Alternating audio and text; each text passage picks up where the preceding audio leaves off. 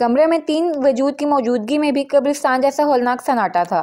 मखसूस शाही तख्त की तर्ज पर असल सागवान की लकड़ी से तराश कर खूबसूरत नक्शो निगारी से बनाए गए मोटे मोटे जंजीरों से टंगे झूले पर वो दिलबर बाई तड़कते भड़कते रंग के प्योर सिल्क की साड़ी और गले में असल मोतियों का बड़ा सा हार पहने अपने मखसूस स्टाइल में एक पैर जमीन पर और दूसरा फोल्ड करके झूले पर रखी बैठी थी।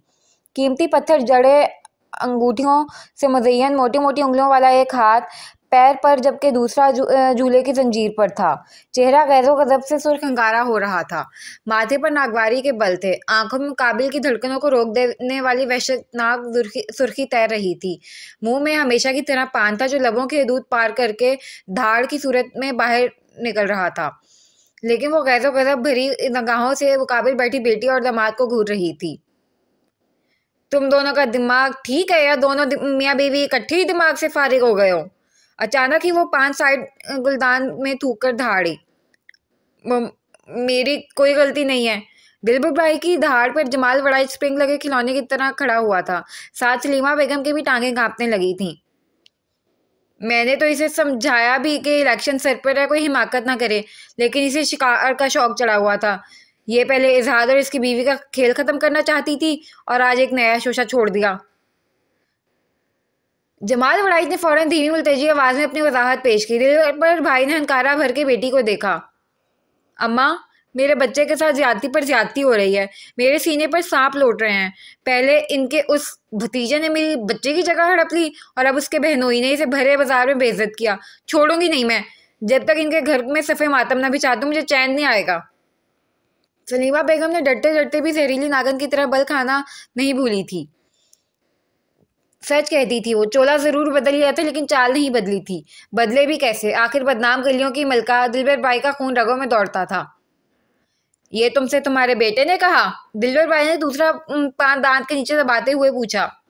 नहीं, इसकी हिफाजत के लिए जो आदमी लगाया है उसने। बेगम सलीमा की आवाज अलग से फंस फंस कर बरामद हुई। फिर तू क्यों फड़फड़ा रही है? वो नशिस्त छोड़कर खड़ी हुई। सलीमा बेगम की सारी तेज तरारी हिरन हुई। वो बेसाख्ता कई कदम पीछे हुई।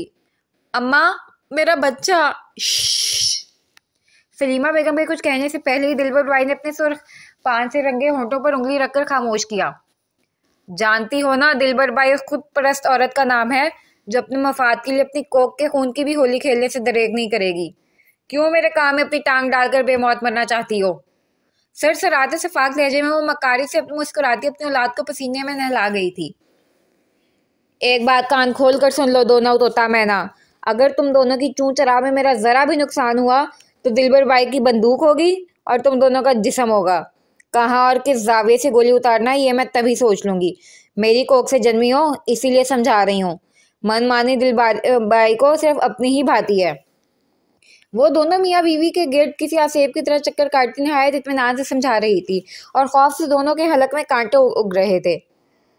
आज से इलेक्शन तक तुम अपनी चोंच बंद रखना, क्योंकि तुम्हारे सरताज को हर सूरत मिनिस्टर की सीट पर बैठना है, क्योंकि इसकी सीट मेरे लिए है, बहुत ज़रूरी है। अगर ये सीट पर नहीं बैठ सका तो बमा अहलो अयाल कब्र में लेटने की तैयारी कर लेना। कफन दफन का खर्चा भी उठाने की ज़रूरत नहीं। वो आपके जमाल वड़ाइच पर फनकारी तो वो महज सर हिलाने के काबिल रहे। अम्मा, मैं। सलीमा बेगम अभी कुछ बोलती के दरवाज़ा खुला। भाई, एक बुरी खबर है। मुकाबिल खड़ा हट्टा खट्टा नौजवान नजरें झुकाकर बोला। क्या? क्या बुरी खबर है? मनहूसो, आजकल तुम लोग सिवाय बुरी खबर के कुछ देते हो? वो भिपरी हुई भूखी शेरनी की तरह अपने खास आदमी के सर पर सवार गए गजब से चीखी। हमारा ट्रक हमारी ही बातमार आदमी ले जाकर पुलिस हेडक्वार्टर में खड़ा कर दिया और खुद को गोली मार दी। नजरें झुकाकर इसने बेखौफी से जवाब दिया। जवाबन दिलबर भाई ने मोटी सी गाली के साथ साइड कांच की टेबल पर धक्का दिया था। शक्ल गुम करो अपनी और उसके घर का चिराग गुल करना मत भूलना। वो शख्स की कराह की परवाह किए बगैर गुस्से से पागल होती हुक्म सुना चुकी थी और अगले लफ्ज ने बिल्कुल ही दिलबर भाई के दिमाग में आग लगा दिया था। उसके घर वाले पहले ही पुलिस की तरफ से महफूज कर लिए गए हैं। जवाब के बाद तवक्को के मुताबिक दूसरा सितम भी इसी पर टूटा और वो कांच के टेबल पर गिरा था। ये इसकी मालकन के गुस्से का पासिंग था। असल तूफान तो वो लाने वाली थी। 15 से 20 मिनट बाद जब वो ट्रे में गर्म दूध के साथ स्नैक्स लेकर वापस हुई तो ताबिश चेंज करके बेड ग्राउंड से टेक लगाए बड़े मस्त मलंग अंदाज में फ़ोन का पोस्टमार्टम कर रहा था, गोया चोट इसे नहीं किसी और को लगी हो। ये कुछ स्नैक्स हैं, खाकर दूध पी लें, फिर पेन किलर भी लेनी है। वो ट्रे साइड टेबल पर रखती हुई बोली, बीवी इतनी मेहनत की बजाय अगर आप मिल्क शेक बना देती तो कोई बात भी थी, सादा दूध को तो मेरे अब्बा तक मुँह नहीं लगाते। ताबिश ने उसके मुड़ने से पहले नाक सिकोड़कर एतराज़ किया, 5 साल के बच्चे भी आपसे ज़्यादा सेंसिबल होते हैं। पैर में चोट लगी है, मोहतरम को मिल्क शेक नोश फरमाना है, आफरीन है मतलब। अनाया ने चिढ़कर लिताड़ा, एक तो मोहतरम शौकिया पैर जख्मी करा गए थे, दूसरा अंकल आंटी को झूठ बोलने का अजीम प्लान इसे बड़ी दीरी से शेयर कर चुके थे। अब हम दर्दी भी इसी से बटोरने की कोशिश कर रहे थे। यार एक बात बताएं बीबी, आखिर आपको ऐसे कितने बच्चों का तजर्बा है? ताबिश मेहरबान मसीहा का ज्वाला मूड से शाकी हुआ। जी? अनाया के कान से गोया धुआं निकल आया था। जी, जब देखें ताने देती हैं। आपका इकलौता मासूम शौहर जख्मी हुआ पड़ा है, बजाय मोहब्बत और अपनायत से मजलूम की देखभाल करने के आप भिगो भिगो कर मार रही हैं। ताबिश ने उसके हया और गैर से सुर्ख होते नकूश को नजरों की गिरफ्त में लिए जोजा को अपनी जाति का एहसास दिलाना चाहा। खैर से दुनिया में हर औरत के लिए शौहर इकलौता ही होता है। ये मौजूद मर्द हजरात ही होते हैं जो सीने में 4 की हसरत, लबों पर सुन्नत लिए उम्मीदवार बने घूमते हैं। इसकी बेतुकी बात पर अनाया जताते लहजे में बोलकर अपनी जगह पर आई। और अगर मेरा शौहर मासूम है तो मैं कहूँगी इस दुनिया में मासूमियत का वजूद ही नहीं है। अब शराफत से दूध में और पेन किलर लेकर चाहें तो सो जाएं या चाहें तो बाहर बालकनी में जाकर तारे गिन लें। वो खुद पर कंफर्टर बराबर करती सफाचट जवाब चिपकाकर अपनी जगह दराज हुई। बीवी? ताबिश की सदमा सरगोशी सुनाई दी। ताबिश कभी इत्तेफाक से संजीदा भी हो जाएं। रात के 3 बज रहे हैं, सुबह ऑफिस भी जाना है मुझे, सो प्लीज़। अनाया उठकर न सिर्फ इसके बराबर बैठी थी बल्कि इसके ऊपर से हाथ ले जाकर ट्रे भी इसके आगे रखी, जिसे वो मुंह बसूरता बिना चूचरा ख़त्म कर गया था। शाबाश, अब सो जाएं खामोशी से। वो सुकून से खाली गिलास इसके हाथ से लेती हुई बोली। यकायक ताबिश ने वही हाथ थामकर इसे अपनी जानिब खींचा। सोच नहीं लेडी बॉस, जिस घड़ी ताबिश वसी राहत संजीदा हो गया ना, आपको सारा आलम बेरौनक लगेगा, और जिस दिन खामोश हो गया आपकी पूरी दुनिया बहरी हो जाएगी। दावा है मेरा, क्योंकि मैं अहमकों की तरह दिल की बस्ती में मारा नहीं फिरता, बल्कि दिमाग पर ऐसी छाप छोड़ता हूँ कि इंसान हाथ में आबे हयात रखकर बे आप फड़फड़ा कर मर जाए। बहुत करीब से इसके नकूश को नज़रों से छूते हुए मुंह बसूरते खलंडर ताबिश से यकसर मुख्तलिफ बोझल आवाज़ में बोला। अनाया के हाथ से दूध का खाली गिलास बेजान होकर ताबिश की झोली में गिरा। आपको आराम की ज़रूरत है। अनाया ने खुश्क लबों को तर करके मज़ाहिमत की। बेशक है, लेकिन आप एतराफ़ कर लें कि आप मेरे लिए जाग रही थी और आपको मेरी फ़िक्र सोने नहीं दे रही थी, और आप मेरे ज़ख्म देखकर परेशान हो गई थी, तो कसम खुदा की बहुत सुकून की नींद आएगी। इसी बोझल लहजे में मौसूफ की ऐसी डिमांड आई थी जो अनाया दिल की बेबाक एतराफ़ के बाद भी मरकर पूरी नहीं करने वाली थी। दर्द दिमाग पर चढ़ गया आपका? अनाया झटके से अलग होती हुई बोली। ताबिश ने कंधे अचकाए, जबकि अनाया बेहंगम धड़कन के साथ अपनी जगह दूसरी तरफ करवट बदल कर दराज हो गई। मेरा शुमार इन नायाब लोगों में होता है बीवी, जिनके अल्फाज से ज़्यादा खामोशी और मौजूदगी से ज़्यादा गैर मौजूदगी लोगों को बेकल और बेकरार किए रखती है। इसकी पश्त पर नज़र टिकाए मुतबस्सम बावाज़े बुलंद खिताब किया, जिसका अनाया के दिल ने फ़ौरन पुरजोश तायद की, लेकिन वह बहरी बनी पड़ी रही।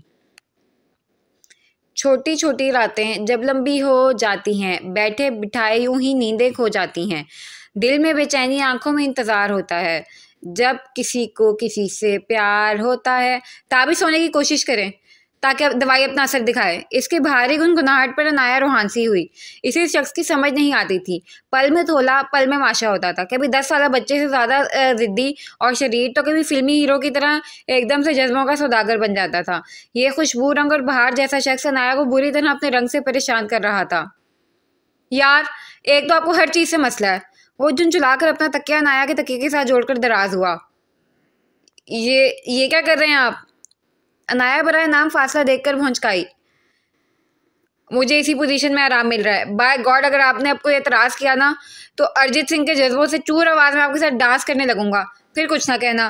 ताबिश ने आंखें सुकेड़ कर संगीन धमकी दी। आप लाइलाज हैं।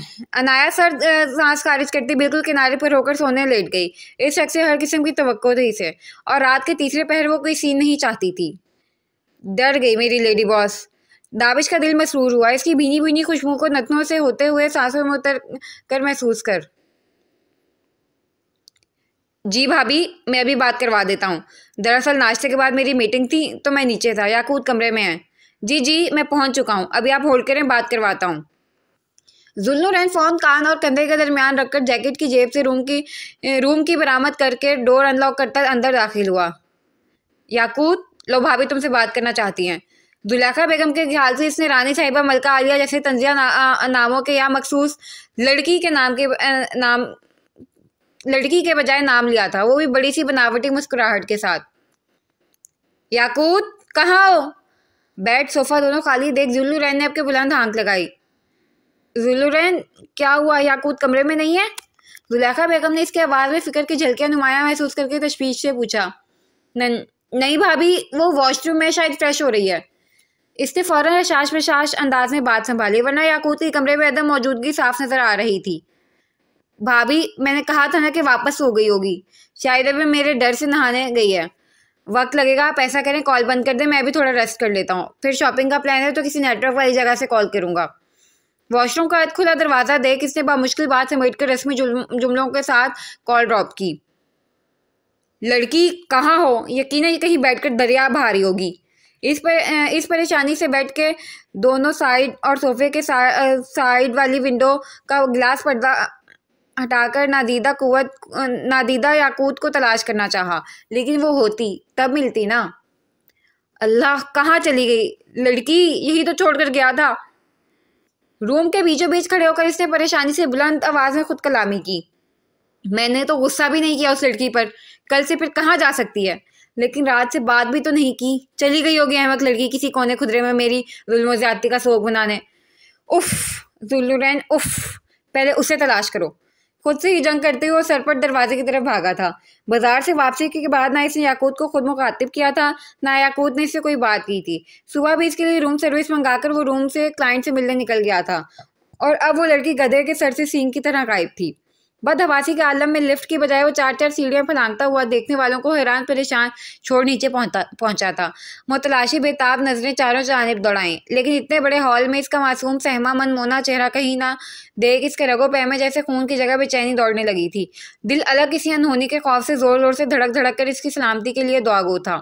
अपनी बेताब नजरों की नाकामी पर वो दौड़ता हुआ रिसेप्शनिस्ट के पास आया। आपने मेरी बीवी देखी है? एक छोटी सी लड़की को देखा है, गोरी, खूबसूरत है, बल्कि बहुत खूबसूरत है। बड़ी बड़ी सुनहरी आंखें हैं, और इसने ब्राउन लॉन्ग कोट पहना हुआ है जो इसके साइज से बहुत ज़्यादा बड़ा है। मासूम सी है, डरी सहमी सी।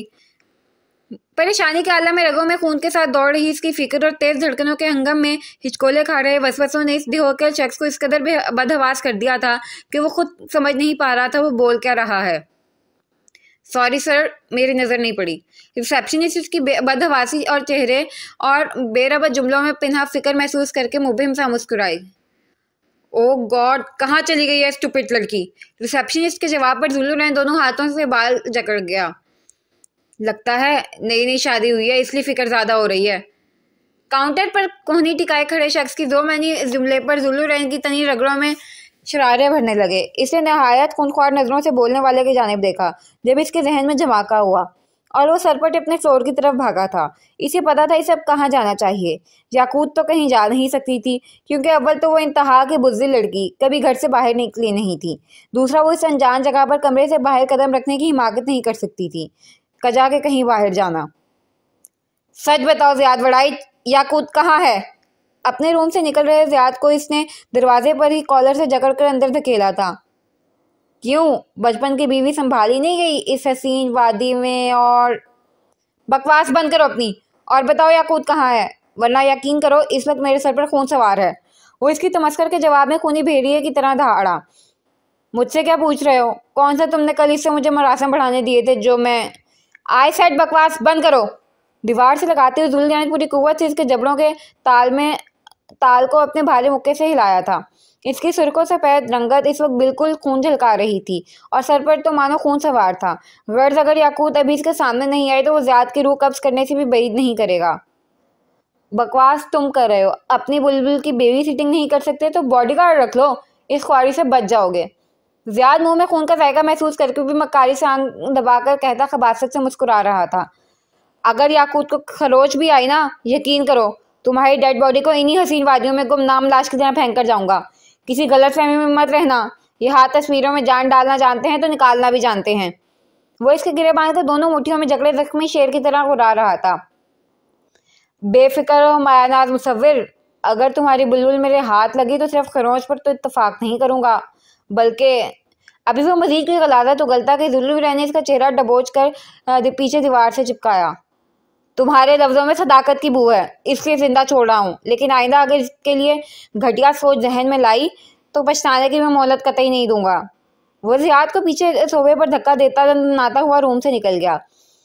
रगों में उबल रहे शोले तो ज़ियाद वड़ाइज को भस्म करने को बाज़िद थे, लेकिन अभी इस लड़की की तलाश जुल्लू रैन के लिए सांस लेने से ज़्यादा ज़रूरी थी। कितनी मुज़िक्का खैज़ बात थी, जिस लड़की से जुल्लू रैन राहत सुबह शाम नफरत का इजहार करता था, जिस पर एक निगाह नफरत भी डालना गवारा नहीं था, आज इसकी वजह से अपने दुश्मन को जिंदगी बख्श कर जा रहा था।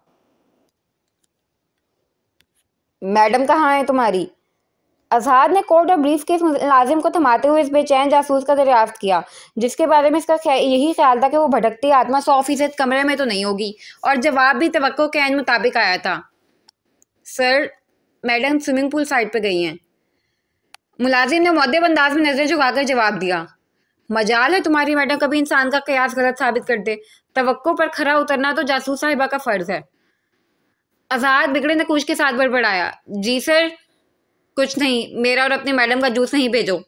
वो मुलाजिम को जवाब देकर टाई की नॉट ढीली करता पूल साइड पर आया, जहां मैडम बड़े शानदार अंदाज में किनारे पर बैठी अपने लैपटॉप में मसरूफ थी। महज 2 दिन पुराने जख्म तो जैसे हाथ पर था ही नहीं, जिस रफ्तार की कीबोर्ड पर महवे रक्स उंगलियों ने मैनेज किया हुआ था। तुम्हें सुकून नहीं है? बचपन में उल्लू का जो गोश्त खाया था क्या? आजाद ने इसके सर पर पहुंचकर चढ़ाई की। नहीं, तोते का खाया था। तुम्हें भी चाहिए? एहतियातन स्क्रीन बंद करते हुए नायना ने चटक कर जवाब दिया। तुम गंदा है। कवल इसके साथ कोई जवाबी कार्रवाई करता नौकीली आवाज समाज से टकराई। दोनों ने इस कदर वाज़ेह आवाज की नजर घुमाई तो नजर कुछ दूर पर बड़ी बड़ी आंखें निकाले रंग बिरंगे परों वाले परिंदे पर ठहरी, लेकिन इन्हें कतई उम्मीद नहीं थी कि इस नन्ही मखलूक की आवाज हो सकती है। यहाँ तो तोता है, फिर कौन बोला? मी तोता नहीं है, मी यारू है। यारू ने आपके बिगड़ कर तेज अंदाज में बावर कराया। बोलने वाले परिंदे को देख दोनों की आंखें बाहर आने को आईं। जबकि यारू साहब अपने हम कौम की कत्ल का बुरा मना रहे थे। और चिरकुट, तुम बात कर सकते हो? अनाया ने लैपटॉप साइड पर रख के तीखे अंदाज में पूछा। मी यारू है, मी चुकित नहीं है।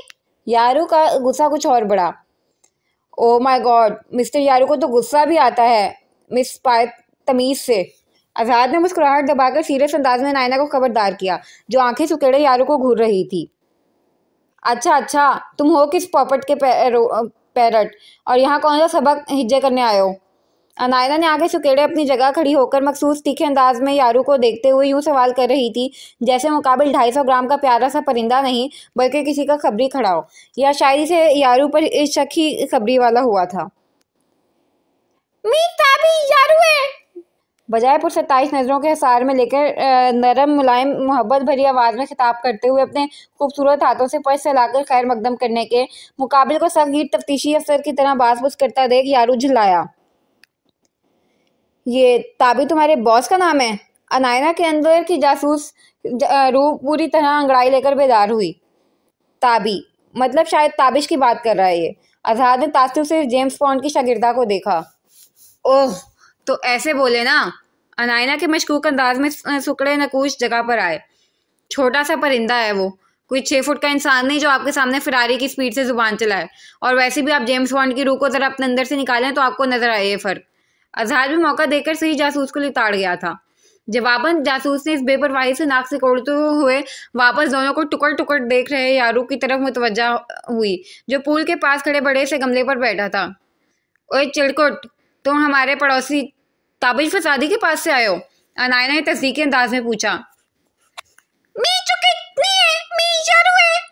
यारू की आवाज गुस्से और सदमे से 2-4 होकर कुछ ज्यादा ही नौकीली हो गई थी। माना इसको मीठे मीठे रसीले अमरूद के साथ ही तीखी तीखी सुर्ख मिर्च भी बहुत पसंद थी, लेकिन ये पड़ोसन हसीना तो कुछ ज़्यादा ही तीखी थी। मजाल है जो मिस्टर हैंडसम यारू के चाम से मुतासिर होकर बनावटी मुस्कुराहट ही से ही पास किया हो।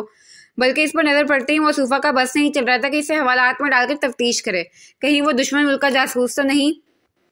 आज कितने दिन बाद अमरूद की याद में वो इस बंगलों में घुस आया था। अमरूद का दरख्त नहीं मिला, लेकिन पूल के पास मैसी जूड़े में पेंसिल लटकाए लापरवाही से दोनों टांगें पिसार कर इन्हमाक से लैपटॉप पर काम कर रही अप्सरा पर ज़रूर नज़र पड़ गई थी। इसकी नागन की तरह बल खाती आवारा लटों का रुखसारों को बाकी से छूना, इसका गुलाबी कटावदार लबों को कभी मोती जैसे दांतों तले कुचलना, तो कभी गोल गोल घुमाकर पुरसोच अंदाज में आंखें नचाकर सोचना, तो कभी तीखे नकूश में तनावट लाकर किसी चीज़ की गहराई में डूब जाना। अलगर्ज हर अदा ही इस नई पड़ोसन हसीना के इस कदर दिल फरेब जकड़ लेने वाली थी कि नखरीले शहजादे एटीट्यूड के ब्रांडेड एम्बेसडर यारू साहब वापसी के लिए पर फैला ही नहीं सका, बल्कि वहीं पूल साइड पर रखे बड़े से गमले पर खामोशी से बैठकर हुस्ने बेपरवाह का नज़ारा करने लगा। लेकिन ये क्या, हुस्न की मूरत की महवियत टूटी तो नाजुक लबों से फूल और मोती की जगह बम बारूद निकलने लगे थे। यारू का दिल 100 टुकड़े में बटा। आजकल इसका वक्त ही खराब चल रहा था। उधर दिलदारू साहिबा की तीखे तेवर, इधर ये हसीना। ताबिश अब भी कम फसादी नहीं है। अगर उसने सुन लिया ना तुम्हारे जरी ख्यालात, तो यकीन करें मिस मिरर स्पाई इंटरेस्ट के साथ हिसाब लेगा। आज़ाद ने मोहतरमा को खबरदार करना ज़रूरी समझा, जो कि इसके फसादियों के फसादी तखरीबकारों के तखरीबकार भाई को हल्के में ले रही थी। वो वक्त गए साहब जब खलील खान फाख्ता उड़ाया करते थे। इसे तीखी नाक से मक्खी उड़ाई। और वो क्या हिसाब बाग करेंगे? एक बार आपके मोहतरम कज़न सामने तो आ जाएं, तो मैं भी बचपन के सारे हिसाब सूद समेत बेबाक करूंगी, जो मोहतरम मुझे बच्ची समझकर रोब से ज़बरदस्ती दौड़ लगवाया करते थे। अनायना फौरन इंतकामी मूड में आकर घुर्राई। इसमें ताबिश की कोई गलती नहीं थी, तुम बचपन में थी ही इतनी डरपोक। आज़ाद ने कहका लगाया। हा, मुझे हंसी नहीं आई। अपने भाई की इन्वेंशन पर ध्यान दें, बेचारा टुकड़ टुकड़ नहार रहा है। अनायना ने मुंह के जाविये बिगाड़ कर यारू की तरफ इशारा किया। मिस्टर यारू, यहाँ मेरे पास आए। मैं छोटे का मतलब ताबिश का आस भाई हूँ। आज़ाद ने नरम नजरों से यारू को देखकर तारुफ कराया। तुम भाई है? यारू ने आंखों को बड़ा करके आज़ाद को देखा। जवाबन आज़ाद ने नरम मुस्कुराहट के साथ इस बात में सर को जंबिश दी। जो लोग हमें अजीज होते हैं उनसे जुड़ी हर चीज़ हमारे दिल के करीब होती है, वरना ये वही आज़ाद वड़ाई था जिसकी सफाकियत और जाहो जलाल हम वक्त अरूज पर होता था, जिसकी तंजिया मुस्कुराहट और स्पार्ट नज़रों से ज़्यादा जमाल वड़ाई जैसे टेढ़े लोग भी पनाह मांगते थे। ड्रैगन की तरह आग उगलने वाले बंदे की जुबान की मिठास को कोई भांप ले तो बिला ताखीर मुल्क अदम को कूच कर जाए। अनायना ने अपनी चीज़ों को समेटते हुए बुलंद खुद कलामी की। किसी के गुनाह ही बख्शवाना हो तो ज़ीरे लब ये नेकी करनी चाहिए। आज़ाद ने यारू से नज़र हटाकर full slow maroon T shirt में मलबूस जासूस पर चोट की। मेरी मर्जी, वैसे डरती थोड़ी हूँ मैं तुमसे। लैपटॉप और फाइल साइड में दबोच कर इसने कंधे अचकाए। डरना चाहिए, लेकिन आज़ाद की आंखों में चैलेंज था। मैं जाऊं? यारू को इस वक्री कपल की तीर तलवार वाली रोमांस में अपनी मौजूदगी बेमायनी लगी। यूं भी यारू साहब का शुमार इन अनापरस्त में होता था जो नज़रअंदाज होने को तर्के महफिल पर तरजीह देते थे। अरे नहीं, आए ना आप अंदर, आप मेरे छोटे के दोस्त हैं। आज़ाद अनायना को सुनहरी आंखों को नचा कर जिज करता यारू से मुखातिब हुआ। यारू ने जांचती नजरें इस दराज कामद शख्स पर टिकाई। आया इसे ताबी के भाई साहब को शर्फ में मेज़बानी बख्शनी चाहिए या नहीं?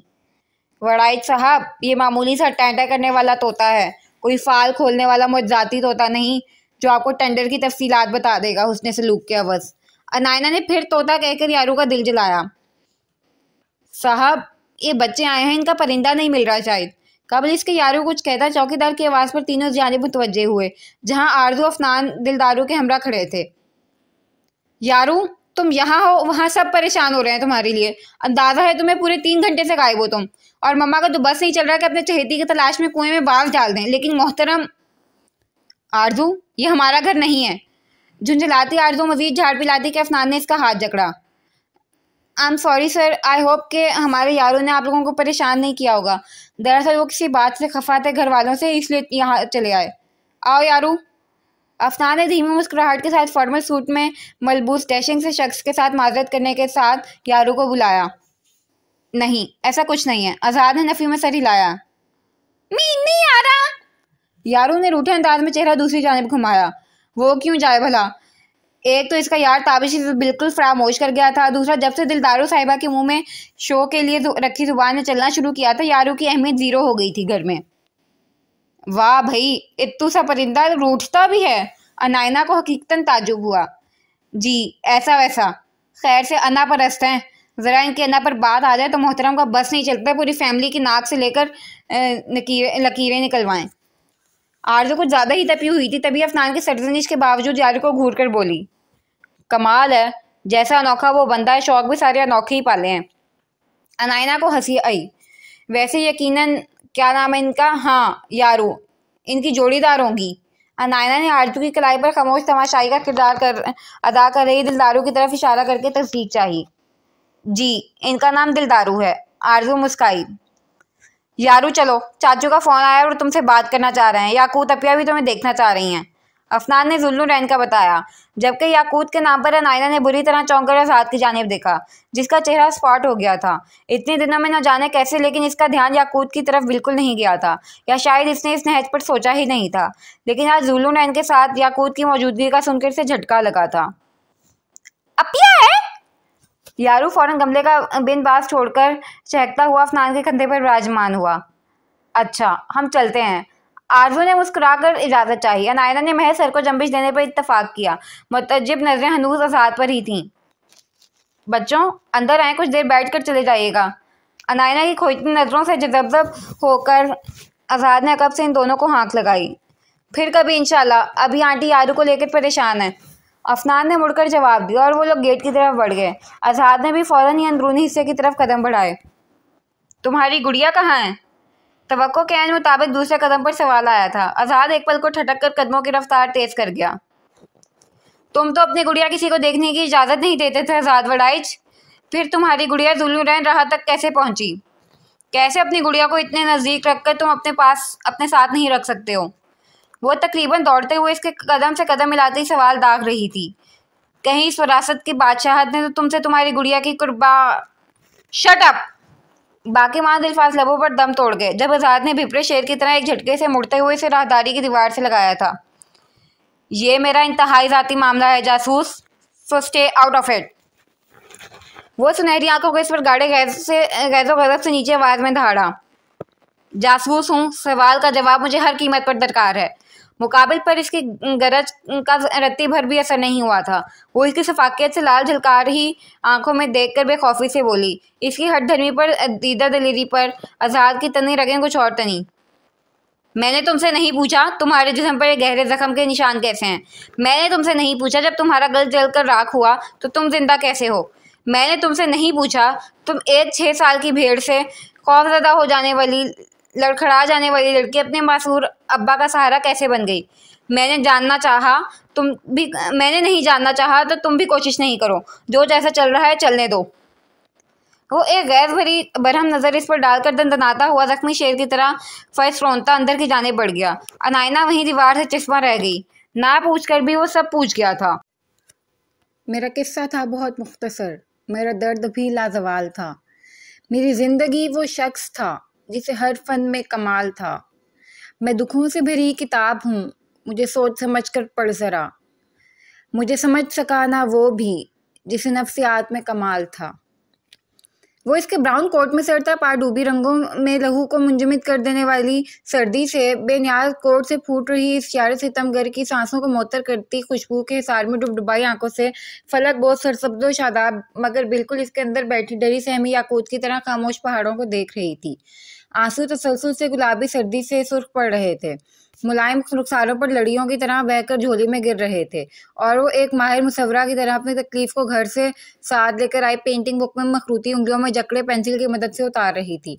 सुनहरी पुरमिलाल नजरें कहर से ढके पहाड़ों की चोटियों का सफ़र कर रही थी और नीचे पेंसिल दर्द में डूबे दिल के जज्बात की अक्कासी कर रही थी। जहन एक ही नहज पर सोच सोच कर निढाल था। आखिर ये शख्स इतना कठोर क्यों था? क्यों हर किसी के जुर्म की सजा इसकी झोली में डाल देता था? क्यों इसकी मोहब्बत में इतनी तपिश नहीं थी जो इस चट्टान शख्स को मौम ना सही बस जरा सा नरम ही कर दे? क्यों इसकी मोहब्बत, इसका इश्क, इसकी दीवानगी जायज होते हुए बिला हासिल की खारदार राहों पर सिसक से कर गुजर रही थी? आखिर क्यों? ऐसे हजार क्यों थे इसके पास जिसमें से एक का भी जवाब नहीं था। शाम की सुरमई आंचल पूरी तरह इन पहाड़ों के साथ साथ होटल के उस अकबी मुख्तसर से गार्डन नुमा जगह को भी तेजी से अपने आगोश में ले रही थी। और वो कमली जल्दी किसी की बेरुखी पर मातम करना ये भी भुलाए बैठी थी कि ये जगह, यहाँ के सब लोग अनजान हैं। याद था तो बस इतना कि वो शख्स जो रगे जहाँ है नहायत जालिम है। इस पर इसका हक ना हो, लेकिन इसे इसकी बेरुखी का मातम करने का पूरा हक इसे हासिल है। वो अपने ही ताने बाने बनने में मसरूफ थी। मान अकब से बुलंद मानूस आवाज गूंजी। वो नोटिस लिए बगैर अपनी तकलीफ की अक्कासी कर रही मुसव्वरी को आखिरी तराश खराश से रोशनास कराने में मगन थी। याकूत!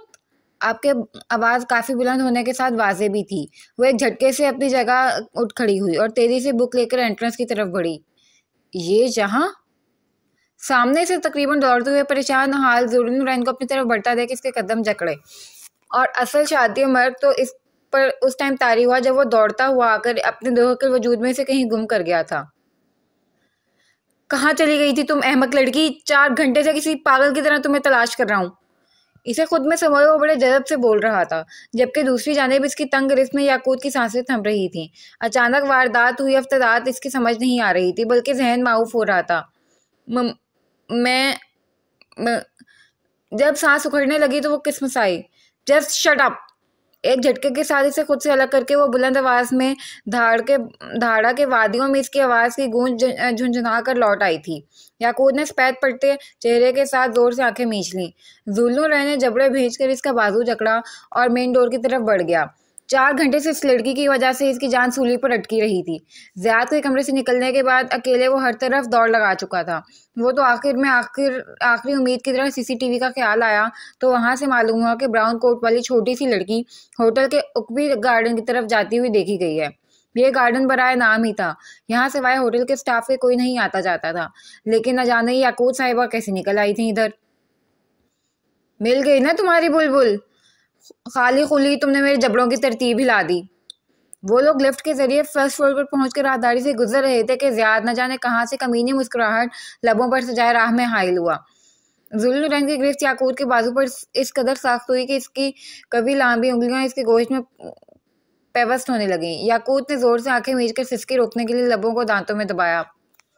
वैसे बुलबुल, मेरा मतलब है याकूत, कहाँ से सपाटे के लिए निकल गई थी? मुझे कहती मैं ले जाता। अगर हम फर्स्ट कजन है, हक है मेरा। इसने याकूत को खबासत से देखा। जुल्लुलरैन के लहू रंग चेहरे पर गैज़ो गज़ब से अंगारे उगल रही आंखों में देखकर आंख दबाई। तुम्हारे चेहरा अभी तुम्हारी गलाजत से लुथड़े दिमाग पर हक है। वो याकूत के बाजू पर गिरफ्त नरम करके एक कदम इसके करीब हुआ। इसकी हिफाजत करो, क्योंकि अब तक सिर्फ जबड़ों की तरतीब बदली है। अगर कोई अपने स्टैंडर्ड वाली ओछी हरकत की तो शक्ल क्या, जोग्राफिया भी बदल दूंगा उसका। उसके सुलगते लहजे पर ज़ियाद ने मुंह पीछे करके कहका लगाया। कज़न है मेरी यार, क्यों इतना माइंड कर रहे हो? ज़ियाद ने लगावट से इसके कंधे पर हाथ रखना चाहा, जिसे जुल्लुलरैन ने पहले ही झटक दिया। ये जुल्लुलरैन राहत की बीवी है। तुमसे, तुम्हारे खानदान से इसका कोई ताल्लुक नहीं। और जिसने जबरदस्ती ताल्लुक जोड़ने की कोशिश की वो अहमक ज़ियाद वड़ाइच की हिमाकत का नमूना शौक से देख ले।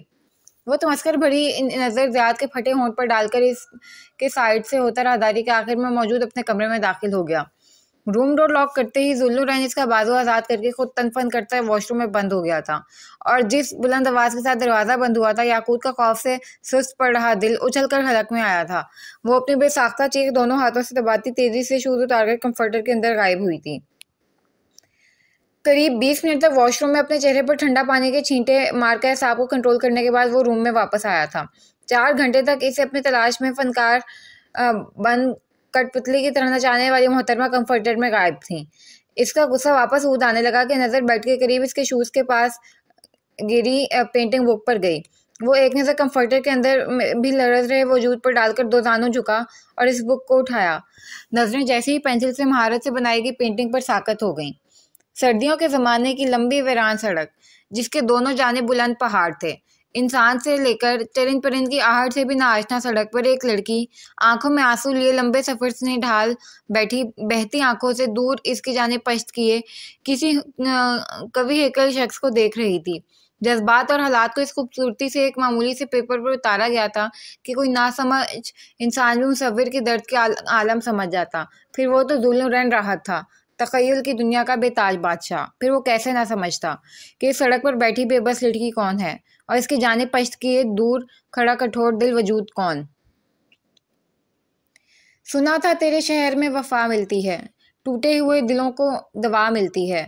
बस यही सुनकर हम आए थे तेरे शहर में, मगर यहाँ तो दिल लगाने की भी सजा मिलती है। नीचे मोतियों की तरह जगमगा रहे चंद अल्फाज जुल्लुरैन राहत के लब सी गए थे। गुस्सा झुंझुलाहट इन वीरान वादियों में जाने कहाँ भड़कने चला गया था और खुद जुल्लुरैन राहत इस तस्वीर की वीरान गलियों में इन लफ्जों की गूंज में लापता हो गया था। रात के करीब दूसरे पहर इसकी आंखें कमरे की खामोश फिजा में वक्फे वक्फे से बुलंद हो रही मदम सिसकियों की आवाज़ से खुली थी। रात 10 बजे ही डिनर करके स्लीपिंग पिल्स लेकर सो जाने की वजह से 4 घंटे गोलियों का असर हमेशा की तरह ख़त्म होने लगा था। तभी वो गनूदगी में भी ये आवाज़ सुन रहा था। बाहरी होते पपोटों को मुश्किल वाक करके इसने ज़ोर से झटका और दिमाग बेतार करते हुए अपने दाएं जानिब देखा, जहां वो बेड के बिल्कुल किनारे पर गठरी बनी घुटनों में सर दिए हुए थी। जुल्लुरैन की बकिया बेहोशी की नींद भी हिरन हुई। वो दोनों हाथों से आंखें रगड़ता कंफर्टर खुद से थोड़ा हटाकर थके अंदाज में बेड क्राउन से टेक लगाकर बैठा। तिरछी नींद से सुर्ख आंखें इसके वजूद पर थीं, जो हौले हौले लरज रहा था। ना मैंने तुम पर गुस्सा किया, ना तुमसे सख्त अंदाज में कोई बात की, फिर रात के दूसरे पहर क्यों मेरे गुनाह बख्शवाने पर बजिद हो। कुछ तो वक्फे से इसी थकी थकी आवाज़ गूंजी तो याकूत ने झटके से सर उठाकर बाएं जानिब देखा। वो नींद के खुमार से बोझल आंखों से इसकी तरफ ही मुतवज्जे था। वो वापस चेहरा मोड़ गई। मुझे ना आपसे शिकवा है ना शिकायत, मैं तो अपने नसीब से शाकी हूँ। हर उस गुनाह की सज़ा मेरे हिस्से में क्यों लिखी गई जिसकी मैं हकदार ही नहीं। कुछ तवक्कुफ से अब के इसकी भीगी मुतवरम आवाज़ गूंजी। जब से होश संभाला है आपकी नज़रों ने, आपके अंदाज ने, आपके रवैये ने, आपके नफ़रत के जहर में डूबे लफ्ज़ों ने मुझे शिद्दत से बावर कराया कि मेरी इतनी औकात भी नहीं कि जुल्लुरैन मुझसे नफ़रत करे। गर्ज मेरी ज़ात की इतनी वुक्कत भी नहीं कि मुझे निगाह नफ़रत की भीख दी जाए। इसके लहजे में खुद अज़ियती की खनक सी मुस्कुराहट थी, गोया वो अपनी ज़ात का मजाक उड़ा रही थी। जुल्लुरैन ने माथे पर नागवारी के बल नमूदार करके बाज़ाब्ता रुख मोड़कर इसका चेहरा देखना चाहा, लेकिन वो सामने अंधेरे में न जाने क्या देख रही थी। वक्त का पहिया कुछ और आगे की जानिब घूमा तो मालूम हुआ कि मुझसे नफ़रत की वजह मैं नहीं, मेरा माजाई मेरे भैयों हैं, जो कानून की नज़र में तो बेगुनाह हैं, लेकिन दुनिया की नज़र में वो मेरी मामा के कातिल हैं। मैं आज तक समझ नहीं पाई मैं किसका एतबार करूं, कानून का, दुनिया का, या फिर मेरे दिल का, जो हमेशा कहता है मेरे भैया बेगुनाह हैं। इसने दाएं हाथ से रुखसारों पर निकले आए आंसुओं को बेदर्दी से रगड़कर साफ किया। जुल्लुरैन लब भेंचे सुन रहा था, क्योंकि होशो हवास में कहने की बात भी हज़फ कर जाने वाली लड़की इतना कुछ कह रही थी, अपना दिल चीर कर रख रही थी। यकीनन वो अपने हवासों में नहीं थी और वो खुद भी इसे सुनने का मुतमन्नी था। इस भैयू की बेगुनाही का मेरा दिल गवाही देता है, जिनके मुतल्लिक मुझे कुछ याद नहीं, अगर याद है तो वो भी धुंधली सी के जहन पर लाख जोर डालूं तो भी वाजे नहीं हो पाता। इसकी आवाज़ में उलझन ही उलझन सिमट आई थी, जैसे वो अब भी बचपन का कोई खूबसूरत यादगार पर जहन के पर्दे पर लाना चाहती हो। मैंने स्टोर में रखे गर्द आलूद एल्बम में भैयों को देखा है। इनकी मोहब्बत को मैंने इन तस्वीरों में इनके रोशन चेहरे पर देखा और इन्हीं तस्वीरों में एक और चेहरे की रोशनी देखी, जिसका वजूद हकीकत में बिल्कुल इन तस्वीरों से उलट मेरे सामने था। इसने ज़रा सा रुख मोड़कर जुल्लुरैन का संजीदा चेहरा देखा। भैयों की फिर भी कुछ यादें हैं मेरे जहन में, लेकिन मामा का तो मुझे कुछ याद ही नहीं। ना इनका लम्स, ना इनका चेहरा, ना इनकी आंखें, ना इनकी मुस्कुराहट, ना कि इनकी ममता भरी आगोश की गर्माहट। मुझे मम्मा के मुतल्लिक कुछ नहीं याद, कुछ भी नहीं।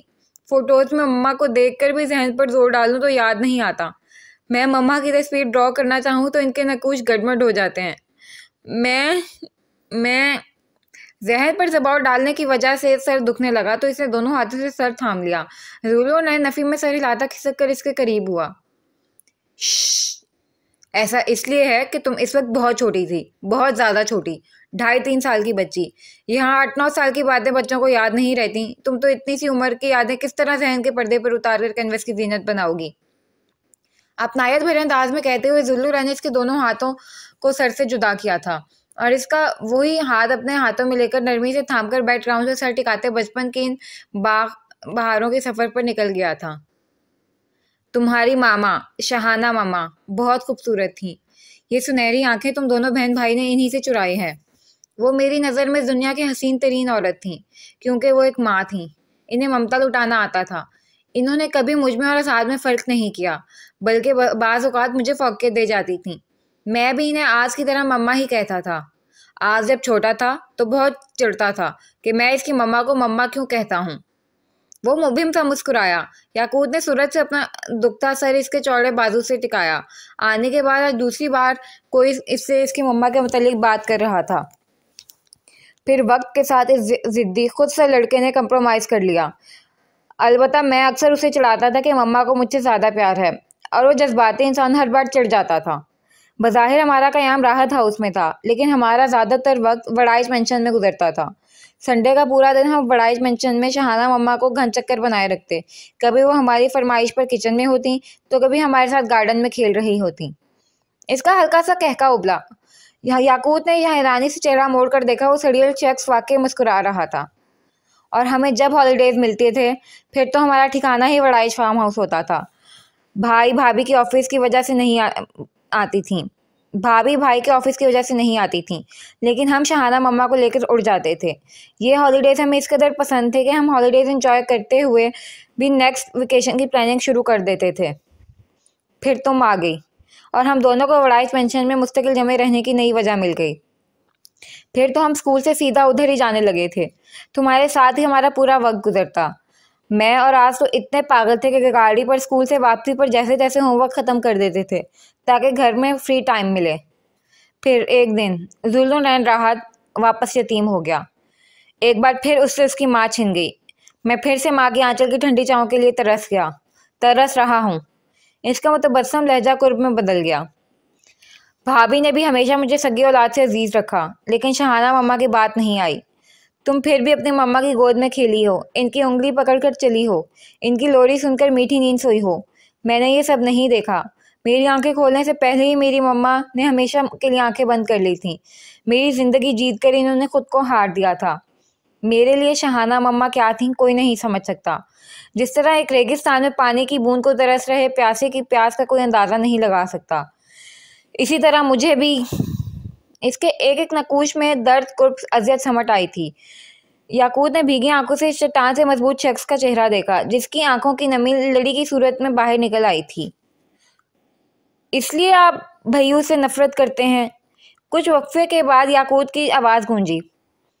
अगर महज यही वजह होती तो तुम इस तरह नहीं होती। इसने सूरज से इसका हाथ छोड़कर अपना चेहरा साफ किया। कुछ देर पहले तक खिल रहे नकुश वापस सर्द और स्पॉट हो गए थे। लहजा वापस बेतासुर हो गया था। फिर क्या वजह है? क्यों आपको मुझसे इतनी नफरत है? बल्कि क्यों आपको भैयों से इतनी नफरत है कि महज इन्हें तकलीफ पहुंचाने के लिए आपने मेरी रुखसती करवाई? इस लड़की को महज एक रात के लिए ही सही अपनी जगह पर ठिकाना दिया, जिसकी शक्ल देखना आपको गवारा नहीं। सो जाओ, शाम तक हमें निकलना है यहाँ से। वो इसके सवालों के जवाब में से करीब से हटने लगा कि याकूत ने इसे बाजू पर हाथ रखा।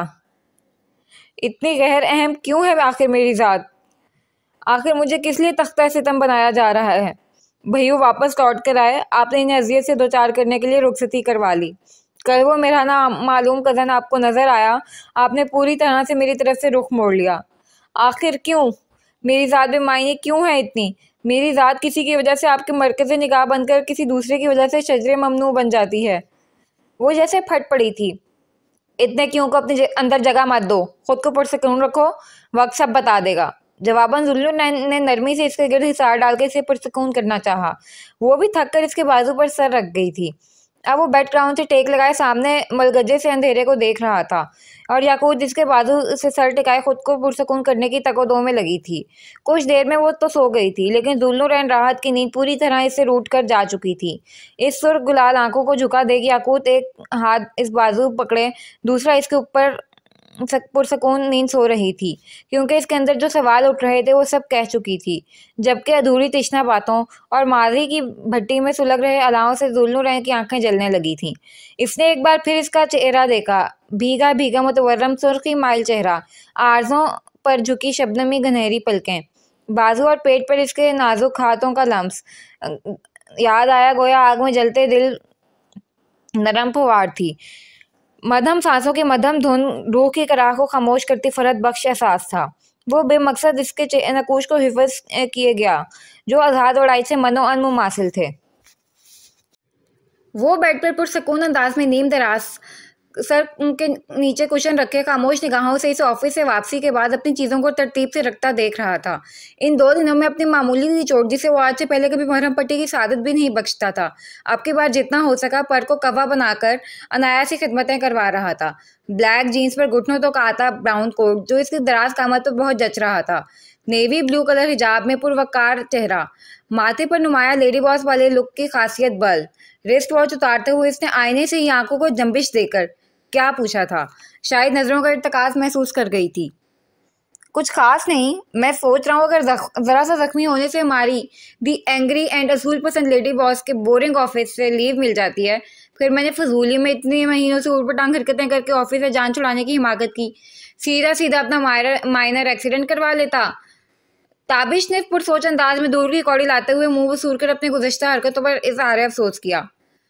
आपकी जगह कोई और ज़ात शरीफ होता तो लाजमी मैं कहती, एक्सीडेंट में हाथ पैर के साथ दिमाग पर भी गहरी चोट आई होगी, तभी ऐसी बहकी बहकी बातें कर रहे हैं। लेकिन आपको तो मैं ये भी नहीं कह सकती, क्योंकि माशाल्लाह से आप। अनाया मुतासफाना अंदाज में जुमला अधूरा छोड़कर साइड टेबल के पास आकर अपनी फाइल्स इकट्ठा करने लगी, जो इस मन मर्जी के बीमार शख्स की वजह से 2 दिन से पेंडिंग पर थे। वो जब भी काम करने लगती, मरीज को कोई ना कोई मदद दरकार होती थी। वैसे बीवी, अब तो एतराफ़ कर लें यार, परसों रात आप मेरे लिए मेरी फिक्र में ही जाग रही थी। ताबिश ने घुमाकर बात वहीं लाई। आपकी खुद फाख्ता खुशफहमी है, मैं क्या राय दूं? अनाया साफ पहलू तही कर गई। मेरी खुशफहमी है या आपकी खुद पोशी है? ताबिश ने गोद में रखा कुशन साइड पर रखकर इसके बराबर खड़ा होते हुए आंखें सुकेड़ी।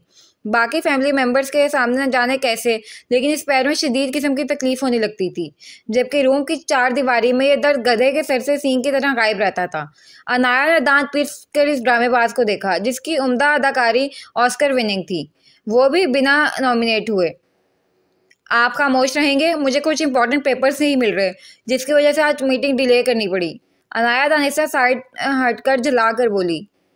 मकाफाते अमल कहते हैं आप लोगों को तसल्ली बख्श जवाब नहीं देती, इनके सवाल डिले करती हैं, तो जवाबन आपके पेपर मिसिंग होकर आपकी मीटिंग डिले हो रही है। ताबिश ने बड़ी सी मुस्कुराहट के साथ अपना ताज़ा तरीन कुलिया साबित किया। जवाबन अनाया तेज तेज हाथ चलाते हुए पेपर तरतीब देने लगी। यह शख्स पिछले 2 दिन से मुस्तकिल मिजाजी से इसका दिमाग खाता रहा, और अब फिर शुरू हो गया था। वो ट्राउजर के जेबों में हाथ फंसाए इसके जान पर खड़ा से गुरेज से महसूस हो रहा था। मान लें कि आप मेरे लिए फिक्रमंद थी, इतनी सी बात मानने में क्या आर? कुछ वक्फे के बाद वही जिद्दी जोरों जबरदस्ती एतराफ़ करने वाला लहजा गूंजा। ऐसा कुछ नहीं है, मुझे उस रात काम ज़्यादा था, मैं वही कर रही थी। और रही बात खून का लफ्ज़ सुनकर हड़बड़ाने की, तो मेरी जगह कोई भी आम इंसान होता तो यही रद्द अमल देता। इट्स ह्यूमन साइकोलॉजी, जो आपकी समझ नहीं आएगी, क्योंकि आपकी साइकोलॉजी किसी की समझ में नहीं आती। अनाया ने बिना अपनी मसरूफियत तरके मजबूत लहजे में तरदीद की। बीवी, झूठ बोलने से नाक लंबी हो जाती है, ऐसा मैंने सुना है। ताबिश ने मुंह बसूरा। अगर ये लेडी बॉस एतराफ़ कर लेगी तो कौन सा जनाबा की ऊंची नाक नीचे हो जाएगी? रियली? वो आईब्रो चढ़ाकर झटके से मुड़ी। फिर तो जिस हिसाब से आप झूठ बोलते हैं, गलत बयानी करते हैं, सीधी साफ बातों को जलेबी की तरह घुमाते हैं, आपके चेहरे पर तो नाक की जग कुतुब मीनार खड़ा होना चाहिए था। वो आंखों से इसकी सतवा नाक की तरफ इशारा करती मसनूई मुस्कुराहट लबों पर सजाकर जिताते वाले अंदाज में बोली। इसकी जवाबी कार्रवाई के अंदाज पर ताबिश ने मुश्किल से कहकर जब्त किया, जबकि वो मुकम्मल फॉर्म में इसकी मट्टी पलीद करने की। और इस एक्सीडेंट के मुतालिक अंकल आंटी को जिस खूबसूरती से आपने मुतमिन किया है अपने इस तारीखी झूठ के लिए, मेरे मुताबिक तो आपका नाम गिनीज वर्ल्ड में दर्ज किए जाने के काबिल है। एक पल के लिए तो मैं खुद ईमान ले आई थी। दोनों हाथ सीने पर बांधे मखसूस लेडी बॉस वाले स्टाइल में वो भिगो कर मार रही थी, और ताबिश बेइज्जती महसूस किए बगैर महसूस हो रहा था। अब जवाब मिल गया तो साइड हट जाएं खामोशी से और इसी खामोशी का मुजाहरा करते हुए आराम करें, क्योंकि मैं एक सख्त असूल पसंद बॉस हूँ। ज़्यादा दिन के लिए भी अप्रूव नहीं करती। मुकाबिल को खामोश देख लेडी बॉस मुकम्मल मैदान में छा गई थी। सख्त असूल पसंद बॉस हैं या पोजेसिव शोहर परस्त टाइप वाइफ हैं, जिसका एक पल अपने सुहाग, सरताज, मिजाजी खुदा और क्या क्या होता है इसके बगैर नहीं लगता। ताबिश ने 2 कदम आगे लेकर दोनों हाथ पीछे साइड टेबल पर यूं जमाया कि वो पूरी तरह इसके हसार में कैद हो गई। इस पर सितम, इसका भारी गंभीर धड़कनों के लय बदलता लहजा और घनी पलकों को आरज़ों पर सजदा कर देने वाली पुरतपिश पुरशौक नजरें। वो होता है ना, कुछ खूबसूरत मनाजिर बेरौनक लगते हैं, भीड़ में तन्हाई का एहसास हावी होने लगता है, दिल किसी चीज़ में नहीं लगता, हर मंजिल दिल से उचाट हो जाता है, किसी एक की अदम मौजूदगी हर शय से दिलचस्पी ख़त्म कर देती है। ऐसा कुछ हो रहा है क्या? वो बड़े पुरफसूं अंदाज में कहता नहायत नरम दोस्ताना लहजे में सवाल कर रहा था। यह तस्दीक दरमियानी बराए नाम फासला अनाया को तय करने की इजाज़त नहीं दे रहा था। ये अलबेला शख्स हावी होना और मुकाबिल को दिल से लेकर दिमाग तक, हर अज़ू से लेकर आंखों तक मफलूज करने का फन खूब जानता था। आप हुक्म करें, अभी तामील किए देते हैं जुर्म की पैदाश में। कुतुब मीनार तो क्या, पेरिस का एफल टावर उठाकर अपने नाक पर रख लेते हैं। वैसे भी एक ही जगह खड़ा खड़ा रहकर वो भी उकता गया होगा। लेकिन मुतबस्सम पुरतपिश मगर शरीर खनकते लहजे में कहते हुए वो अपने हसार में बेबस परकटे परिंदे की तरह पड़ी अनाया के कान के करीब झुका।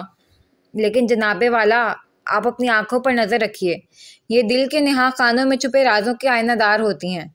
आप इसे छुपकर आप ही के राजों की चुगली इलाका गैर में खाती हैं। ये लबों की तरह वफादार नहीं होती जो दिल के राजों की पर्दापोशी करें। ये बड़ी कातिल, बड़ी बेवफा होती हैं। हजारों के राज इन्हीं आंखों ने फाश करके बड़ा ख्वार किया है। इसके कान के पास झुककर अपनी भारी गंभीर आवाज में इसे बहुत कुछ बावर कराते लहजे में कहता है, इसके दाएं गाल को अपनी सांसों की तपिश से अंगारे के माने दहका रहा था और बड़े से बड़े बिजनेस टाइकून्स को अपने जवाब और अंदाज से लाजवाब कर देने वाली लेडी बॉस अनाया इब्राहिम अपने दिल की धड़कनों में बरपा क़यामत और तनफ़ुसी निज़ाम के ज़ेरो बम से सिवाय आंखें मीच कर शख्स के रहमो करम पर खुद को छोड़ने के कुछ नहीं कर पा रही थी। इसकी 28-29 साल ज़िंदगी में कोई ऐसा इंसान या किसी भी तरह का कठिन हालातों पेचीदा वाक़या रनुमा नहीं हुआ था जिसने अनाया इब्राहिम को बेबस किया हो। लेकिन ये बावरा बादल लम्हे में इसे चारों खाने चत करने की अनोखी सलाहियत रखता था। कहीं तो लिखती होगी वो अपने दिल की बातें, कहीं तो बेशुमार लफ्ज़ों में मेरा नाम भी होगा। इसे सुलगते तीखे नकूच के हमरा आंखें नीचे अपने रहमो करम पर देख ताबिश ने नफी में से हिलाते हुए जज्बात से चूर आवाज में गुनगुनाकर इसकी आरस पर ललच रही घनेरी पलकों पर फूंक मारी। जवाबन वो लबों को भींचकर सांस तक रोक गई। फसूं खेज लम्हे की तलसमाती गिरफ्त में न जाने कब तक वो दोनों खोए रहते कि कबाब में हड्डी की तरह यारू साहब की नोकीली आवाज़ ने छनाके से तलसम तोड़ा। आवाज़ इस कदर नौकीली थी कि दोनों हड़बड़ाकर सीधे हुए थे। अनाया तो फौरन से बेशतर सुर्ख चेहरे के साथ बेड पर बैठकर फाइल में मुंह घुसाए बिगड़े तनफ़ुसी निज़ाम को इक़्तिदार पर लाने की कोशिश करने लगी। अलबत्ता ताबिश के तेवर खतरनाक हो गए थे। दूर फट्टे मुँह या तेरा यारू। ताबिश ने एक नज़र अपनी जोजा पर डालने के बाद पेशानी पर बिखरे बालों में हाथ फंसाकर पीछे देखा, जहाँ यारू साहब ड्रेसिंग के टेबल पर परों में चेहरा डाले शर्मो हया से आधे हो रहे थे। एक शादीशुदा इंसान के ज़ाती कमरे में घुसते हुए इस वक्री मखलूक को ज़रा शर्म नहीं आती, लेकिन अब शर्मो हया की अजीम मिसाल कायम कर रहा है। वो दांत पीसा हुआ इस ड्रामा कंपनी के सर पर पहुंचा। अब आंखें खोले 17वीं सदी के 37 सावत्री के कुछ लगते। बेगैरती से सीन से महजूज होकर सीन की नानी दादी तो तूने कर ही दी है, अब मुत्तकी परहेजगार किस खुशी में बन रहा है? ताबिश ने गुस्से से दांत खिंचाकर कहते हुए यारू को अपने दोनों हाथों में उठाया, जिसने अब तक शराफत से आंखें मीच रखी थी। मी क्या बोला? यारू ने बड़े आहिस्ता से मोहतात अंदाज में आंखें खोली। एक तो पहली फुर्सत में अपना तकिया कलाम बदल, जहर लगता है मुझे तेरा भोला बीबा बच्चा वाला तकिया कलाम। यारू साहब के शरीफाना जमा मासूमाना अंदाज और अल्फाज ने मानो ताबिश के गुस्सा और झंझलाहट को हवा ही दे दी थी। 2 दिन की अनथक कोशिशों के बाद किस मुश्किल से लेडी बॉस आज काबू आई थी। यकीनन वो एतराफ़े जुर्म करवा लेता, लेकिन ये दोस्त नुमा दुश्मन इसकी जिस खुशी में अपनी नाक ना घुसाए। यारू सॉरी है। अपने दोस्त को आग बगोला देख यारू को मुस्लियत के तकाजे के तहत सॉरी का छींटा मारना ही मुनासिब लगा, वरना मौसूफ की जितनी ऊंची नाक थी वो उल्टा ताबिश से कान पकड़ाकर उठक बैठक करवाते, लेकिन इस वक्त गलती यारू की ही थी। इंतहाई कुछ जहर लगती है मुझे तेरी आदत। यारू, जो तू पूरा का पूरा घुसाने के बाद मासूमियत के अगले पिछले रिकॉर्ड तोड़ता है। करता हूँ तेरा कोई इंतजाम। तेरा बालकनी में बसेरा मुझे भी खल रहा है। बंदे की प्राइवेसी की तो ऐसी की तैसी होकर रह गई है। हद है मतलब। ताबिश का गुस्सा ठंडा हो नहीं रहा था। हो भी कैसे, कितनी हसरत थी लेडी बॉस की हमा वक्त फूल झड़ने वाले लबों से फिक्रमंदाना अंदाज एतराफ सुनने की, लेकिन भला उस वक्री मखलूक का। तुम गंदा है। लो जी। आपके यारू ने गुस्से से इसकी कलाई पर चूंच मारी। लो जी, अब बंदा शर्मिंदा है तो इसका मतलब ये थोड़ी हुआ कि आप इसे भिगो भिगो कर मारें। बजाय गुस्सा थूकने के रगेदते ही जाएं। बंदा कोई ख्याल ही कर लेता है। यारू ने खफगी से आंखें घुमाकर पीछे बेड पर फाइल्स पर तरतीब दे रही संजीदा ओबर हसीना को देखा, जो न जाने किस नेकी के बदले इसके सरफिरे दोस्त को मिल गई थी। यारू का दिल खराब हुआ। बेगैरता, अब मेरी बीवी को क्या घूरे जा रहा है? इसकी नजरों के इर्तकाज में देखते हुए ताबिश ने झपटने के अंदाज में यारू की चोंच पकड़कर बूती शरीफ का रुख अपनी तरफ मोड़ा। मी क्या बोला? अत्या आए, जोनी आए। यारू आंखें फेरे नरूठे जताया कि वो कोई शौकिया नहीं आया था, बल्कि भेजा गया था। अच्छा, मतलब आज तो खुद कबाब में हड्डी नहीं बना, बल्कि बनाया गया है।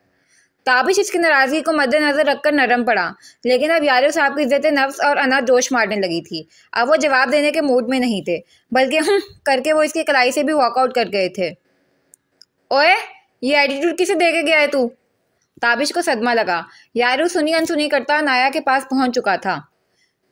भाई, चाचू और अब्बिया जो हमारे लिए गिफ्ट्स लाए हैं वो खोल रहे हैं, इसलिए मम्मा आपको बुलवा रही हैं। जल्दी से आएं, आपकी वजह से मेरा गिफ्ट रुका हुआ है। दफादन दरवाजा खुला और आरजू बेआराम रूह की तरह नॉन स्टॉप बोलती हुई नाजिल हुई। और यारू, तुझे बुलवाने भेजा था ना? इसे लगे हाथों यारू को आंखें दिखाई, जिसका यारू पर कम से कम कोई असर नहीं हुआ था। अलबत्ता नाया फाइल साइड पर रखकर वार्डरोब की तरफ बढ़ गई। ये वक्री मखलूक निकम्मा हो गया है, तुम चलो। ताबिश एक कटेली नजर यारू और एक गहरी नजर अनाया पर डालकर निकल गया। भाभी जल्दी आ जाए, मुझे सब्र नहीं हो रहा। तुम चलो, मैं 5 मिनट में चेंज करके आती हूँ। अनाया मुबिम सा मुस्कुराई, आरजू सर हिलाती हुई निकल गई। पीछे यारू साहब भी भोले से मुंह के साथ रुखसत हुए। ताबिश, आप मुझे मुख्तलिफ रंगों नस्ल के फूलों से बना वो दिलचस्प पहेली जैसा गुलदस्ता मालूम होते हैं, जिसमें सजे हर फूल की अलग खुशबू और खासियत है, जुदा कहानी और अजब दास्तान है, जिसे इंसान जितनी बार देखे, जितनी बार महसूस करे, नए सिरे से हैरान होता है, नए पहलू से मुतअज्जिब और मबहूत हो जाता है, नए सिरे से मुकीदो मशहूर हो जाता है। ना जाने आप क्या हैं, हकीकत या छलावा, खुली किताब या पर्द दर पर्द राज, खलंडर लापरवाह या लासानी और पुरस्कार, समंदर की तरह पुरशोर मचाती शरारती मौज या अंदर तह में दवा तूफान, जिंदगी को मजाक समझने वाला गैर संजीदा लाउबाली शख्स या जिंदगी को मकसद समझने वाला मिस्टीरियस वजूद। कौन है आप? क्यों आपकी ज़ात के इतने पहलू हैं? क्यों आप पलक झपकते ही लहजा और तासुरात बदल लेते हैं? हजारों सवाल थे इसके अंदर, जिसमें से एक का जवाब भी अनाया के पास नहीं था। कुछ था तो सिर्फ उलझन, सैकड़ों सवालों की उलझी डोरी जिसे वो लाख ज़हीन कामयाब बिजनेस माइंड से ही, लेकिन बिना इस शख्स के साथ और रजा के सुलझाने से कासिर थी। और ये बात वो खूब जानती थी। वो उलझी सी जाकर वॉशरूम में बंद हो गई। हाय सच्ची अप्पिया, मुझे तो यकीन नहीं आ रहा, इतनी ज़्यादा शॉपिंग चाचू ने आपके साथ घूम घूम कर की है। आरजू अपने सारे गिफ्ट को समेट कर ललचाते अंदाज में बोली। वैसे इन शॉपिंग बार को गिफ्ट कहना सरासर नाइंसाफ़ी थी, क्योंकि ये तहाइफ आरजू बीबी ने लंबी लिस्ट और बार बार की कॉल और मैसेजेस के थ्रू मंगवाए थे। यह खालिस्तान इस शॉपिंग की तरसी हुई लड़की को देखने के बाद अफसान का ख्याल था। वैसे तो बात तो वाकई नाकाबिले यकीन है चाचू साहब, आप और आम इंसानों वाली हरकतों सकनात। असल मामला क्या है, चुपके से मुझे कान में कह दें, राज राज ही रहेगा। आरजू की राय से इत्तेफाक करते हुए ताबिश ने अपने बराबर बैठे जुल्लू रंग के गर्दन में बाजू डालकर इसकी जानिब राजदाराना अंदाज में झुका। हजम करने जैसी तो तुम्हारी चोटों के नाम पर तवील छुट्टियां और जिम्मेदारी भी तो नहीं है भतीजे साहब। इन हल्की फुल्की चोटों का राज भी आप हमारे गोश गुजार करें, मैं आखिरी सांस तक राज की तरह हिफाजत करूंगा। जवाबन दुल्लू रैन भी इसके गले में अपना कसरती बाजू हायल करके दूबदू चढ़ाई कर गया। हम तो सर्टिफाइड सरफिरे हैं चाचू जानी, हमारा क्या राज और क्या फाश। आप अपनी बात करें। तरक्की की रफ्तार मेट्रो की स्पीड को चैलेंज कर रही है। वो भी ताबिश था, चिकना घड़ा, मजाल है जो आसानी से हाथ आ जाए। मैदान तो कुछ आपने भी कम नहीं मारा है बेटा जानी। मेरे जिस भतीजे की ऑफिस के नाम से जान जाती थी और अब बिला जू चरा ऑफिस जाने लगा है, मुआवजा है, करामात है या कुछ और? जुल्लुरैन ने भी दबी आवाज में जवाबी कार्रवाई करते हुए अपने पैरों पर पानी पड़ने नहीं दिया था। वो दोनों इस तरह एक दूसरे के गले में बाजू हाल के मुस्कुरा कर बात कर रहे थे कि नीचे कारपेट पर गिफ्ट्स फैलाए अनाया, याकूत और अफनान। आरजू को यही लग रहा था कि दोनों नॉर्मल बात कर रहे हैं, लेकिन वहां तो कोई और ही जंग जारी थी। चाचू डार्लिंग, ये कुछ ज्यादा हो रहा है। मैं सिर्फ आपके चंगेज खान के कुछ लगते भाईजान की खुशनुदी के लिए अपने दिल पर जबर कर रहा हूँ। ताबिश ने साफ दामन बचाया। बेटा डार्लिंग, मैं आपके अब्बा का भाई हूँ, मुझे मामू मत बनाओ। मेरे चंगेज खान के कुछ लगते भाई गुज़िश्ता 25 साल से तुम्हारे पीछे अपना बीपी शूट करवाते आ रहे हैं। तब तक तो तुम्हारी यह फर्माबरदारी पर हर्फ नहीं आया। जुल्लुरैन ने बाजू निकालकर ज़ुमानी अंदाज में आईब्रो उठाए। ताबिश ने कुसिया कर बालों में हाथ फेरते हुए आंखें घुमाकर याकूत के साथ उन्हीं मशहूर कश्मीरी शॉल को बाजू पर डाल कर बता रही अनाया को देखा। बावसूख ज़राए से इतरा तो मुझे भी फराहम हुई थी कि मेरे अब्बा की 25 साल की ख्वारी किसी की 4 घंटे की ख्वारी के आगे बेमायनी है। आपके ताबिश ने ऐसा दाव खेला था कि जुल्लुरैन गड़बड़ा गया। चाचू जानी, क्या ऐसा सच में था? जुल्लुरैन की खामोशी पर वो कुछ और पहला। आपके जुल्लुरैन ने आंखें घुमाकर धीमी मुस्कुराहट के साथ अनाया और जुलेखा बेगम को कुछ बता रही याकूत को देखा। क्या औरतों की तरह गुसर गुसर कर रहे हो तुम दोनों? महफिल के आदाब के सख्त खिलाफ है। कब से दोनों की सरगोशियां देख रहे राहत साहब ने नागवारी से टोका। भाभी, मैं तो ताबिश की चोट की बाबत पूछ रहा था। इसी हाथ में चोट आई थी ना शायद ताबिश? जुल्लुरैन अपने गर्दन वाले हाथ को घुमाया, कबल इसके ताबिश का पर्दा फाश होता। पापा, दिस इज़ नॉट फेयर। यहाँ पे 4 लेडीज़ हैं। हकूक़े निस्फ़ आरजू बीबी ने आवाज़ें हक बुलंद की। हक बात मुंह पर कही जाती है जीजू की बहन। अफनान किसी कुछ कहने से पहले ही हकूक़े मर्दा का अलंबरदार बना। तुमसे राय किसने मांगी है भाभी के भाई? आरजू को इसकी मुदाखलत एक आंख नहीं भाई थी, जबकि बाकी सब दोनों के दर्जे तकातुब पर हैरान थे। अनाया और ताबिश के तो आंखें ही निकल आई थीं बाहर। अलबत्ता जुलेखा बेगम सर थाम गई थी, जबकि जुल्लुरैन, याकूत और राहत साहब महजूज हो रहे थे। राय मांगी नहीं जाती, अगर मुनासिब हो जो आपके पास हो तो दे दिया जाता है जीजू की बहन। अफनान ने फौरन जवाब देकर हाथ झाड़े। एक बार फिर मैदान में उतरते हुए दोनों इर्द गिर्द से काफिल हो गए थे। हाँ, ज़रूरत ना हो। आरजू ने नाक चढ़ाई। बिला ज़रूरत तो मैं सांस भी नहीं लेता। दरअसल ये आपका वतीरा है, मेरा नहीं, मिस चीटरकॉक जर्नलिस्ट। अफनान ने जल्दी कल्टी मुस्कुराहट उछाली। तुम भाभी के भाई आज का बदला ले रहे हो ना मुझसे, लेकिन जान लो मैं बुक फिर भी नहीं दूंगी तुम्हें। असाइनमेंट तो पहले मेरा ही बनेगा, और जब तक दिल होगा, जितने दिन लगाकर बनाना होगा, इत्मीनान से बनाऊंगी मैं। आरजू मुंह जोरी से बोली। अफनान की जली कटी से वो समझ गई थी कि वो लाइब्रेरी से अफनान की ढूंढी हुई बुक, जो कि वो चलाके से इशू करवा लाई थी, इसका बदला निकाल रहा था। मैं भी देखता हूँ कैसे तुम पहले असाइनमेंट बनाती हो। अफनान तिल मिलाकर अपनी जगह खड़ा हुआ।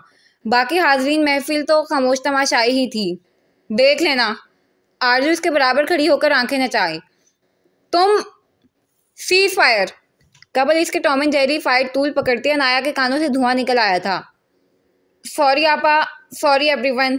दोनों हॉल में लौटे तो शर्म से पानी पानी थे। अफनान तो कुछ ज़्यादा ही शर्मिंदा था। इसे आरजू की हरकत पर इस कदर गुस्सा था कि वो भूल ही गया सबकी मौजूदगी।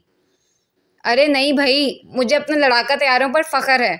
जवाबी कार्रवाई में 1 सेकंड की ताख़ीर नहीं होती। यहाँ आओ दोनों। राहत साहब ने फ़ख्र से कहते हुए दोनों को पास बुलाया, जैसे दोनों कौन सा सोने का आज़ादी तमगे के हकदार वाला काम किया हो। हा हा हा हा हा, वैसे अंदाज अच्छा है। भाभी के भाई, जीजू की बहन, हा हा हा हा। कुछ वक्फे के बाद ताबिश के फलक शिकाफ कहके से गोया महफिल ज़ाफ़रान हो गई थी। आरजू भी बीट और ढाई से मुस्कुरा दी, जबकि अफनान सर झुका गया था। आपा, मैं वो... अरे आपा को सफाइयाँ देने की ज़रूरत नहीं, ये क्वालिटी आपने अपनी आपा से ही तो चुराई है। ताबिश ने शरीर नजरें अनाया पर टिकाए अफनान को रिलैक्स किया। अनाया इसे महज घूर कर रह गई। तुम गंदा है, अयाना अच्छी है। अपने लिए लाए गए लाल रंग की खूबसूरत छोटे से शॉल नुमा कपड़े पर बैठ यारू ने कुछ देर पहले का बदला निकाला। तुमसे राय मांगी किसने है? ताबिश ने जरा भाव नहीं दिया। मी अयाना का है। यारू हूँ करता अयाना की गर्दन में जा बैठा। बाकी सब तो मुस्कुरा दिए, लेकिन ताबिश जलकर राख हो गया इस ठरकी की हरकत पर। मिल बेटा तू बालकनी में, तेरे सामने तेरी ना होने वाली बेगम के साथ तस्वीरें बना बनाकर सोशल मीडिया पर अपलोड करके जलाकर खाक ना किया तो कहना। ताबिश ने दिल ही दिल में ईंट का जवाब पत्थर से देने का मुसम्मम इरादा करके खुद को मुतमिन कर लिया।